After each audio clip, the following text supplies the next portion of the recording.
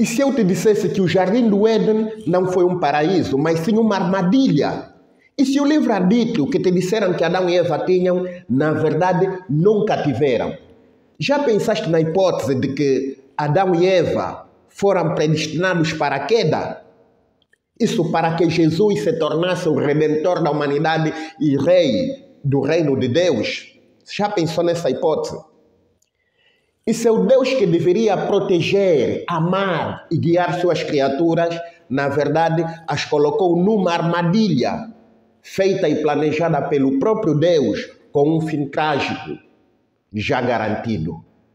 Hoje vamos expor a lógica por detrás do mito do Jardim do Éden e mostrar por que essa história, quando analisada racionalmente, transforma Deus no verdadeiro vilão e causador da queda de Adão e Eva. Sim, a história de Adão e Eva transforma Deus no verdadeiro vilão e o causador da queda de Adão e Eva. Ou seja, Adão e Eva eram as verdadeiras vítimas de um vilão psicopata e sádico, que é o Deus de Israel. Atenção, atenção ao pormenor. Vou fazer uma análise séria, mesmo sendo mito.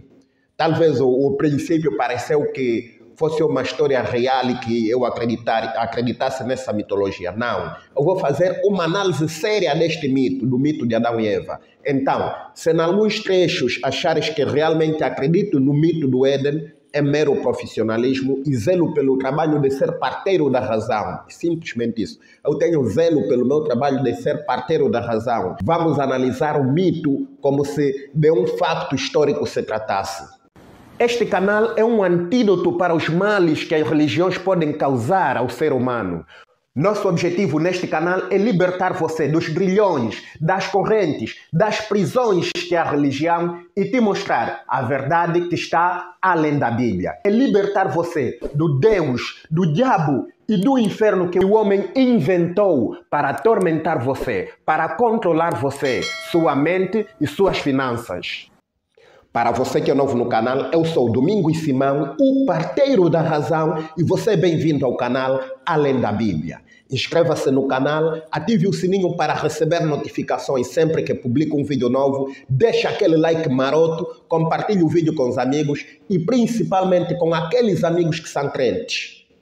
E não se esqueça, comente sempre que puder, para que eu possa saber que este vídeo agregou algum valor em você. Para que eu possa saber que este vídeo te fez raciocinar. Ou, no mínimo, que este vídeo te fez entender que tu não és o único que raciocina, que você não está sozinho no planeta. A narrativa bíblica nos apresenta Adão e Eva como os primeiros seres humanos. Mas repare bem, eles são criados adultos em aparências, mas infantis em consciências. Eles não sabiam o que era bem e o que era mal. E isso eu não estou a inventar. O próprio texto bíblico, a Bíblia, no livro de Gênesis, capítulo 3, versículo 32, afirma isso. Afirma que Adão e Eva não tinham o conhecimento do bem e do mal. Vamos a Gênesis capítulo 3, versículo 22. Vamos lá. Então disse o Senhor Deus: agora que o homem se tornou como um de nós, conhecendo o bem e o mal, é necessário que ele não coma da árvore da vida para que não viva eternamente. Como você vê, antes de Adão e Eva comerem da árvore, eles eram crianças em corpos de adultos. Não conheciam o bem e o mal, eram inocentes. Só depois disso é que Deus expulsa o homem do Jardim do Éden, porque eles passaram a conhecer o bem e o mal. Eles tornaram-se como Deus, conforme o próprio texto.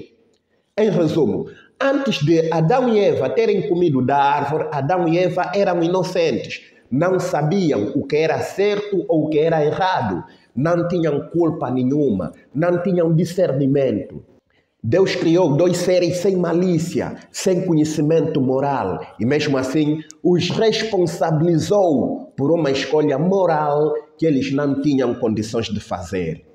Deus plantou uma árvore da morte no meio do jardim. Imagine um pai colocar bombons envenenados sobre uma mesinha de centro ao alcance de seus filhos pequeninos e depois dizer: não comam esses doces ou vocês morrerão. É óbvio que as crianças, curiosas e ignorantes que são, vão comer. E a culpa de quem seria? Será que seria das crianças?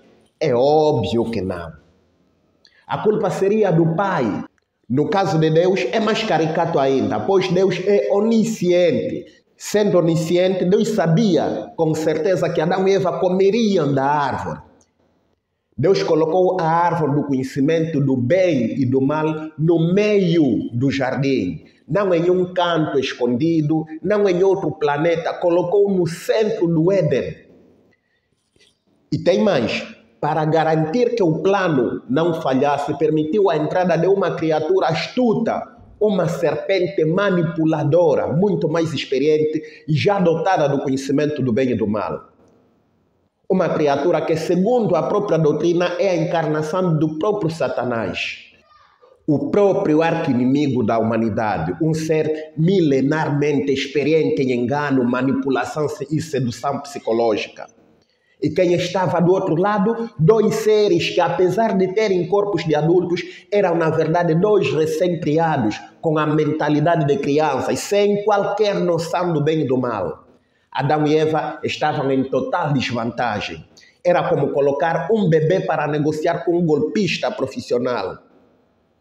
Ou um adulto convencer uma criança a trocar uma pepita de ouro por um chiclete. A criança não sabe o valor real do que tem. Ela com certeza vai cair no truque. Foi essa cena grotesca que aconteceu no Éden. A elite do mal enfrentando dois inocentes. E essa cena foi não apenas permitida, mas arquitetada por um Deus omnisciente. Deus sabia exatamente o que Satanás era capaz de fazer. Sabia que Adão e Eva não tinham uma estrutura psicológica para resistir a essa tentação. Sabia o resultado antes mesmo da queda acontecer. E mesmo assim ficou de braços cruzados. Afinal, era um enredo escrito pelo próprio Deus. E quando o inevitável aconteceu, em vez de proteger, orientar, oferecer alguma segunda chance, Deus condenou os dois e junto com eles toda a humanidade. Toda a humanidade hoje sofre por causa do pecado de dois seres, de Adão e Eva. Um Deus que orienta a perdoar 70 vezes 7, ou seja, 490 vezes, condena no primeiro e único erro de Adão e Eva. Adão e Eva não foram rebeldes, eles foram vítimas. Vítimas indefesas de um sistema manipulado desde o início por um Deus que já sabia de tudo e mesmo assim escolheu não fazer nada. Porque esse era exatamente o seu objetivo. Muitos pensam que o plano de Deus falhou e que Adão e Eva desobedeceram a Deus, contrariando a vontade e os planos de Deus. Mas não, a história não é bem assim. Jó e Paulo de Tarso já disseram que ninguém resiste à vontade de Deus, ou ninguém frustra os planos de Deus. Raciocina comigo. Yahweh, o Deus de Israel, é onisciente, onipresente e onipotente. Certo? Onisciente significa que ele sabe de tudo. Deus não tem uma linha do tempo com passado, presente e futuro como nós. Não, Deus não tem isso. Por ser onisciente, Deus vê tudo, o passado, o presente e o futuro, ao mesmo tempo. Isso significa que Deus viu quando a serpente enganou Eva. Os primeiros contatos comunicativos, Deus viu. Deus viu quando Caim matou Abel. Deus viu quando Estevão era apedrejado. Viu a Primeira Guerra Mundial e a Segunda Guerra Mundial. Deus viu o Holocausto dos Judeus. Deus vê quando se extua uma criança, ou quando se sequestra uma criança para ser escravizada ou para ser retirado os órgãos para serem vendidos no mercado negro. Deus vê tudo isso porque Ele é onisciente. Deus sabe antecipadamente de tudo isso. Isso significa também que Deus está a ver você, a ver esse vídeo de um ateu, que para ele é pecado. Deus está a te ver. Deus também está a ver o arrebatamento que vai acontecer no futuro, a grande tribulação, o fim do mundo e os horrores do inferno. Deus está a ver os horrores do inferno.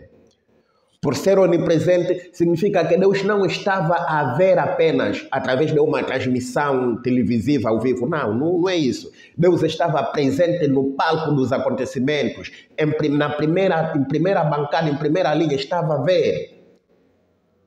A onipotência de Deus, ou seja, por ser omnipotente, significa que Deus é todo-poderoso. Isso significa que Ele tinha poder para impedir todas essas atrocidades. A partir de Adão e Eva, os holocaustos, Primeira Guerra Mundial, as crianças que são sequestradas hoje, crianças inocentes, tinham poder para impedir todas essas atrocidades. Mas Ele não impediu. Por que Ele não impediu? Simples assim. Porque essa era exatamente a vontade e os planos de Deus. Então, mesmo Paulo de Tarso, Jó e muitos trechos bíblicos dizerem que ninguém resiste à vontade de Deus e Deus cumpre com os seus propósitos, você vai me dizer que Adão e Eva foram mais poderosos, tinham mais poder do que Deus e resistiram aos planos de Deus? Não. Isso não faz sentido para um Deus que é omnisciente, omnipotente, omnipresente. Não faz sentido. Por isso nada, mas nada mesmo surpreende um Deus omnisciente, omnipresente e omnipotente. Ele sabia tudo desde o começo e planejou tudo desde o começo. Sabia que Adão e Eva iriam comer da árvore. Por isso é que colocou a árvore ali. Por isso é que permitiu que Satanás entrasse no jardim encarnado de serpente, conforme a doutrina cristã diz. Fez tudo isso e já sabia o desfecho. Pense comigo. Pense comigo. Se Adão e Eva não comessem da árvore, Deus estaria errado. Logo, ele não seria onisciente. Sua onisciência falharia. E como ninguém pode frustrar os planos de Deus, como diz Jó, em Jó 42, versículo 2, e também em Romanos, capítulo 9, versículo 19, então a queda era inevitável. Não tinha como Adão e Eva não caírem. Adão e Eva não frustraram os planos de Deus. Eles cumpriram exatamente o que Deus já havia predeterminado no seu roteiro. Logo, não foi desobediência, foi manipulação divina para cumprimento de um roteiro previamente preparado por Deus. Deus precisava da queda de Adão e Eva para ativar o seu plano. Agora você vai perguntar, que plano, parteiro? Que plano Deus precisava ativar? Pense bem, sem a queda não haveria pecado. Sem pecado não haveria redenção. Sem redenção não haveria Jesus, o famoso Cristo. Sem Jesus, o Cristo, não haveria cruz. E sem cruz não haveria cristianismo.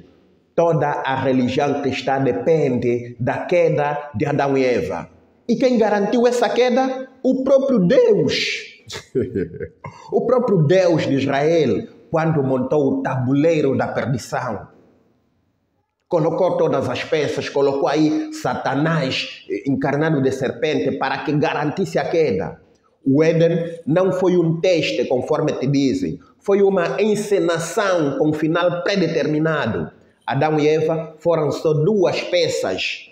E a humanidade, o alvo do castigo, do sádico, desse psicopata que é o Deus de Israel. Apocalipse 13, versículo 8. Primeiras de Pedro, capítulo 1, versículo 18 a 20. Efésios, capítulo 1, versículos 4 a 7. Segundas Timóteos, capítulo 1, versículo 9 a 10, dizem claramente que Jesus foi concebido como Salvador da humanidade. Não só antes da criação de Adão e Eva, mas sim antes da fundação do mundo. Ou seja, o roteiro do mundo já estava escrito por um Deus omnipotente desde antes da fundação do mundo. Adão e Eva já estavam predestinados a caírem, a pecarem antes da fundação do mundo. Nestas condições, você me diga, como é que se esperava que Adão e Eva escapassem da armadilha? Consulta estes capítulos e você verá que a queda de Adão e Eva já estava predestinada há muito, mas há muito tempo. O Éden nunca foi um paraíso. Foi um palco para um jogo cruel, onde as regras foram criadas por um ser que já sabia quem ia perder. Deus montou a armadilha, colocou o fruto, soltou a serpente, ou seja, Satanás, e depois culpou os únicos que não sabiam de nada. Isso não é amor, não é justiça, é psicopatia, é sadismo disfarçado de santidade. E agora pensa comigo, se esse é o Deus que exige a tua adoração, será que Ele realmente merece? Se este vídeo fez sentido para ti, deixa o teu like, comenta aí embaixo o que achas dessa farsa do Éden e compartilha com quem ainda acredita que Deus é amor. Inscreva-te no canal, ativa o sininho das notificações e lembra-te, a dúvida é o início da liberdade. Aqui a fé cega não tem vez nem voz. Até o próximo vídeo, pois eu fui.